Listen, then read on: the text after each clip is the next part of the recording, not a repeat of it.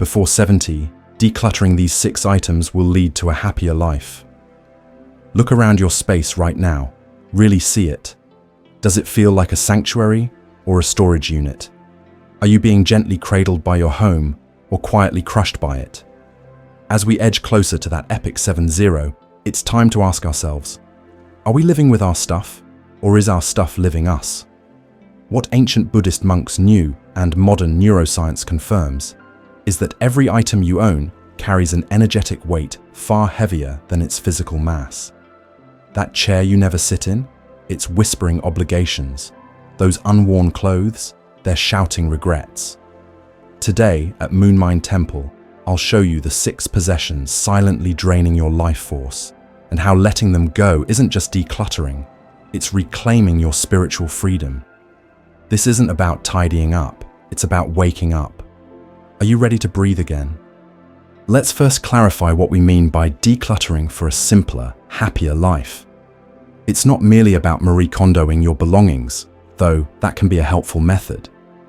Here, it's about a conscious practice of non-attachment, a key concept in Buddhism. It's about recognizing that our happiness is not inherently tied to our possessions, and that sometimes holding on to things can actually hinder our well-being.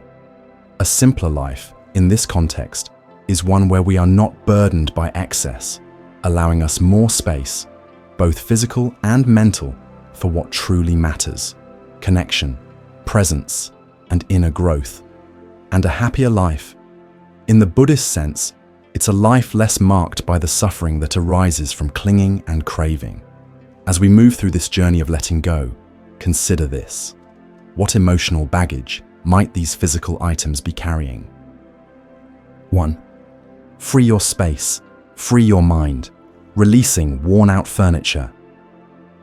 Our journey to a lighter, more awakened life begins with confronting the silent giants inhabiting our homes, worn-out and unused furniture. Think of that sagging armchair, its once vibrant fabric now faded and torn. See the dusty table banished to the basement, a forgotten relic of family gatherings past. Perhaps there's an exercise bike, now merely a clothes rack, a monument to good intentions abandoned. These aren't just items, they're anchors, weighing down both your physical and mental space. The ancient wisdom echoes, all conditioned things are impermanent. Buddha. Just as the seasons shift and the river flows, everything in existence is in a constant state of change. Clinging to what is worn, broken, or no longer serves its purpose is resisting this fundamental truth, creating a disharmony within ourselves. Consider the story of Steve Jobs, a man who understood the power of simplicity. His minimalist lifestyle, often attributed to his Zen Buddhist practice, allowed him to focus on innovation and creation, unburdened by unnecessary possessions. He saw clutter not just as a visual distraction, but as a mental one, a thief of time and energy. What is the furniture in your home stealing from you? Zen teaches us to dwell fully in the present moment, to embrace the now. That unused furniture, gathering dust and cobwebs, is a vestige of the past, not a contributor to your present joy. A Zen master might say, each morning, the maple leaves are different. Each evening, the moon is new. This underscores the ceaseless flux of the universe. Why then do we cling so tightly to inert objects that have outlived their usefulness? Are we afraid of letting go of a memory, a perceived investment, or a fear of future need? Imagine the lightness of a room graced only by furniture you genuinely need and love. A space that breathes freely, inviting mindful presence. This isn't about sterile minimalism. It's about intentionality, about surrounding yourself only with items that resonate with your current life and aspirations. Releasing the old and unused isn't an act of discarding. It's an act of clearing, creating space for new energy, new possibilities, and a renewed connection to yourself. As the famed architect Frank Lloyd Wright observed, space is the breath of art. By freeing your space, you're not just decluttering, you're creating a canvas for your life's masterpiece, a sanctuary where you can truly thrive. How might releasing that heavy, outdated furniture invite a sense of renewal, inspiration, and newfound freedom into your living space and, more importantly, into your very soul? It's time to release the silent giants and welcome the spaciousness of the present moment. But what about the clothes hiding in our closets, silently judging our past choices and current size? 2. Ditch the maybe someday clothes, embracing your present self. Our wardrobes, often overflowing with clothes we might wear, can become silent battlegrounds between our present reality and a phantom version of ourselves. It's time to liberate yourself from this fashion purgatory and embrace the power of dressing the soul you are today. How much of your closet remains untouched, unseen for over a year? Those too small jeans whispering self-criticism, the career suit a ghost of your past professional life, the impulse buys that never quite felt you. They're not just hanging there, they're holding you back. Buddhist philosophy powerfully illuminates this struggle. We cling to the notion of a fixed self, resisting the ever-flowing nature of existence. The Buddha taught that there is no self, not in the static, definable way we often believe. Our identities are fluid, constantly evolving, shaped by experiences and choices. Holding on to unworn garments, remnants of past identities or aspirational fantasies, prevents us from fully inhabiting who we are right now. The teachings of Zen master Thich Nhat Hanh emphasize living in each present moment, fully aware and appreciative. What happens when you see a smaller dress from years ago, a constant reminder of your past physique? Does it fill you with the contentment of what used to be, or with the subtle dissatisfaction of your current body? How much energy are you wasting on clinging to the past instead of fully accepting yourself as you are right now? Imagine the freedom of a streamlined wardrobe filled only with clothes that you love, that feel comfortable against your skin, that empower you to express your authentic self. This isn't about superficiality. It's about cultivating self-compassion and respect. Embrace the wisdom of Coco Chanel, who advised, dress shabbily and they remember the dress. Dress impeccably and they remember the woman. What do you want your clothes to say? Do you want them to be the chains of the past or a canvas for your present story? Let go of the maybe someday clothes and make space for garments that celebrate the vibrant, unique individual you are today. As the renowned spiritual teacher Ram Dass once said, we're all just walking each other home. This journey of self-acceptance begins with embracing our current reality, including our physical form, and dressing that form with kindness, joy, and reverence. By letting go of the clothes that no longer serve us, we create a powerful pathway to self-love and contentment. It's about choosing freedom over the confines of the closet and stepping fully into the radiant soul you are today. But what about the unseen items lurking in our medicine cabinets and drawers, potentially posing a risk to our well-being? 3. Safeguard your well-being, eliminating expired medications and toiletries. Let's now venture into the often overlooked corners of our homes, the medicine cabinet and bathroom drawers, where expired medications and ancient toiletries silently reside.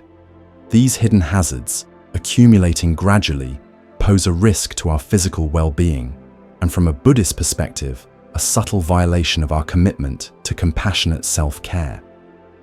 This simple act of safeguarding our health can be a profound affirmation of our commitment to well-being in the present moment. Holding on to expired medications can be genuinely dangerous. Their efficacy diminishes over time, and in some cases, they can even become toxic. Ancient toiletries too lose their effectiveness or can harbor harmful bacteria.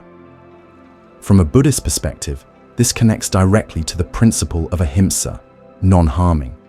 The Buddha taught us to cultivate kindness and compassion, not just towards others, but towards ourselves. The concept of ahimsa is far more than just abstaining from physical violence. It is about cultivating harmlessness in our actions, thoughts, and intentions. By keeping potentially harmful substances Even unintentionally, we are not fully embracing this practice of care and well-being, both for ourselves and others, especially if these items are accessible to children or pets.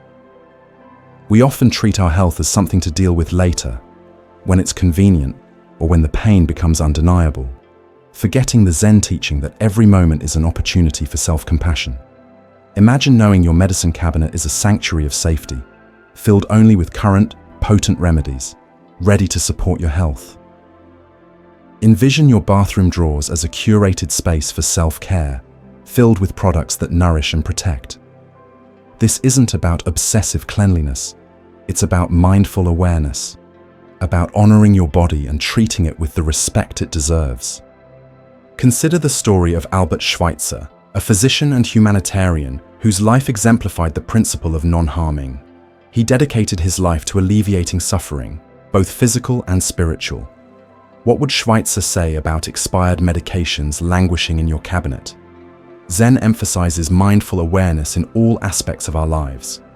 Regularly checking and mindfully disposing of expired medications and old toiletries is an act of profound self-care. The old saying, "A stitch in time saves 9, applies to caring for yourself. It is about being present to our needs and ensuring our environment supports our health. Imagine the peace of mind, knowing that your medicine cabinet contains only what is current and safe. This simple act can be a powerful affirmation of your commitment to well-being in the present moment. So let's transform those neglected corners into a sanctuary of well-being, a testament to our commitment to living a healthy, mindful, and compassionate life. It's a small act with a profound impact on our overall well-being and a clear expression of self-love. While we may have addressed the larger items, let's not overlook a subtler, yet equally pervasive source of unease: the stacks of old papers. 4. Tame the paper monster. Clearing clutter. Clearing your mind.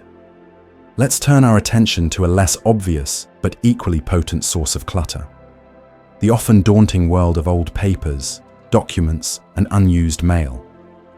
Unseen yet ever present, another source of stagnation often lurks: the mounting stacks of forgotten papers. Bills from years ago, expired warranties, random notes scribbled on scraps.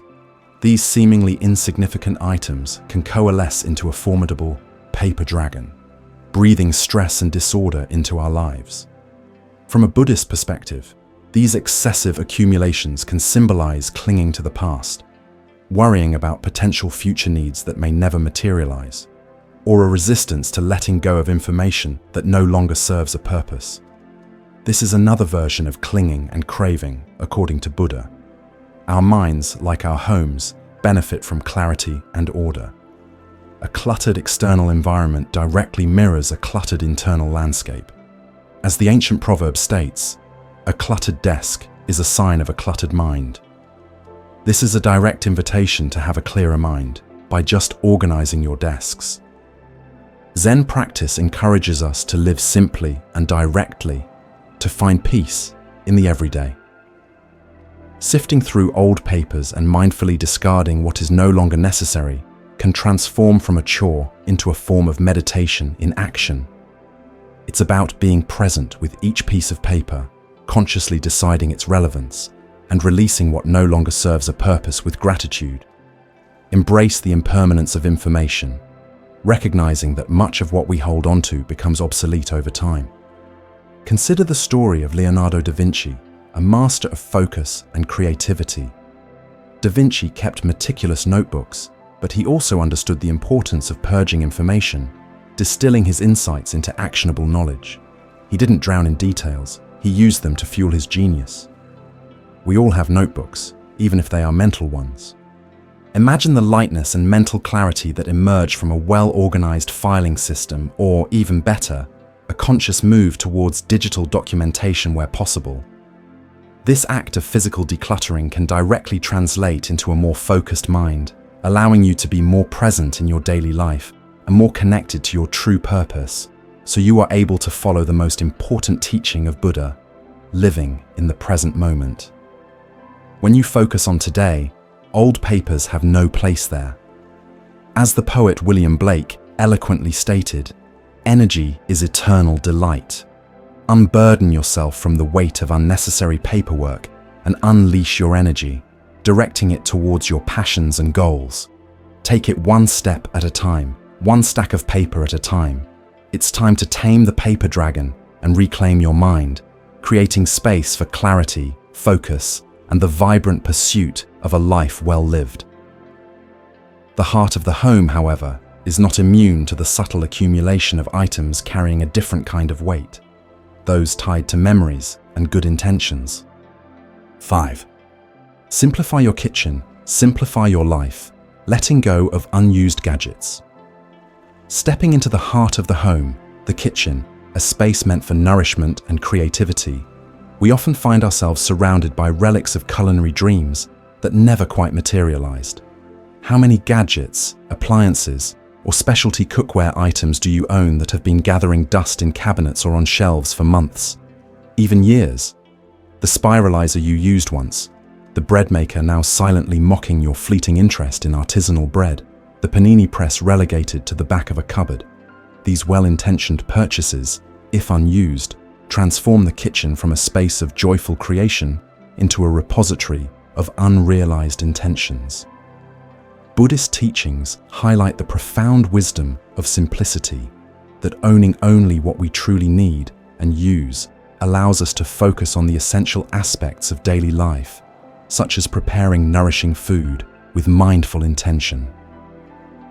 Buddha said something very important about this, that the secret of health for both mind and body is not to mourn for the past, nor worry about the future, but to live the present moment wisely and earnestly. It will be easier to live in the present if you only have the tools to live for today. Zen practice encourages us to find joy in the ordinary, to savor the simple act of preparing and sharing a meal. A cluttered kitchen, however, detracts from this fundamental pleasure, transforming a nourishing ritual into a stressful chore. Marie Kondo, a master in home organization, once said, "The best way to choose what we really want to keep is to pick up each item and ask, does this spark joy? If it does, keep it. If not, dispose of it." Consider the example of the minimalist chef who prioritizes high-quality ingredients and essential tools over a plethora of gadgets. They understand that culinary mastery lies not in possessing every conceivable device, but in honing their skills and connecting with the ingredients they use. What we can learn from minimalist chefs is to find the art of cooking. Let's reclaim the kitchen as a sanctuary of nourishment and creativity, decluttering unused items and embracing the Zen principle of simplicity. This transformation can bring a sense of calm and focus to your daily routines, allowing you to savor the simple pleasures of cooking and sharing meals, transforming your kitchen into a haven of mindful nourishment and joyful creation. But what about the items that hold deep emotional significance, the ones tied to cherished memories? 6. Honoring the past, embracing the present, releasing sentimental clutter. Finally, we arrive at what is often the most emotionally challenging category: sentimental items that no longer serve you. However, in the heart of our homes, we find memories living, but some of them take up too much space. These might include gifts from loved ones who are no longer with us, mementos from significant life events, or collections that have expanded beyond our ability to properly display and appreciate them.